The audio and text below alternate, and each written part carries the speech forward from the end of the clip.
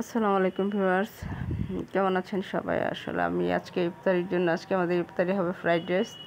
তো এই জন্য আমি রান্নাটা বসিয়ে দিচ্ছি। তো ফ্রাইড রাইস আর কাবাব হবে আমাদের, সালাদ কাবাব আর ফ্রাইড রাইস, খেজুর থাকবে আর সাথে শরবত। তো আমি এখন ফ্রাইড রাইসটা বসিয়ে নিচ্ছি। তো এই জন্য চুলাতে প্যান বসিয়ে তেল দিয়ে দিলাম। তো আমার বোতলের তেলটা ইতিমধ্যে শেষ হয়ে গেছে। এখন আমার 5 লিটারের বোতল থেকে তেলটা ঢেলে নিতে হচ্ছে। Sorry for late.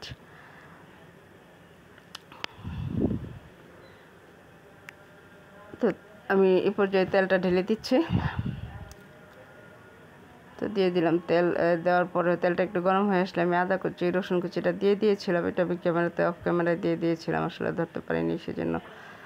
তারপরে আদা রসুন কুচিটা হয়ে আসলে আমি চিকেনটা দিয়ে দিয়েছিলাম। চিকেনটা আমি সয়া সস দিয়ে মেখে রেখেছিলাম ভিউয়ার্স, ম্যারিনেট করে আর কি রেখে দিয়েছিলাম। চিকেনটা একটু ভাজা ভাজা হয়ে আসলে আমি দিয়ে দিলাম হচ্ছে গাজর কুচি।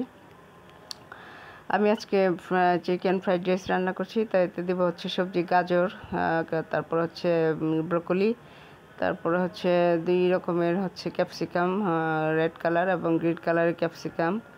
তারপরে দিয়ে দেবো হচ্ছে মটরশুঁটি। পেঁপে দিতে চেয়েছিলাম, বাট পেঁপেটা ছিল না ভিউয়ার্স, এই জন্য আমি পেঁপেটা দিতে পারিনি।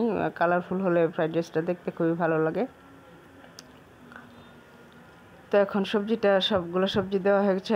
এখন সবজিটা একটু ভালোভাবে সেদ্ধ আসলে তারপরে দিয়ে দিলাম হচ্ছে পেঁয়াজ কুচি আর কাঁচামরিচ কুচি, মানে কিউব করে কেটে রাখা পেঁয়াজ কুচি, আর একটু স্বাদ মতো লবণ দিয়ে দিলাম, যেহেতু আমি সয়া সস দিচ্ছি সবজিতে, আর এই জন্য আমি লবণটা একটু পরিমাণ মতোই দিয়েছি।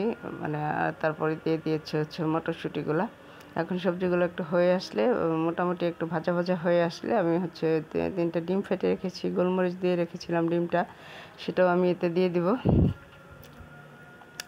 তো ডিমটা একটু সটে করে নিয়ে আমি সবজির সাথে ডিমটা মিশিয়ে নেব।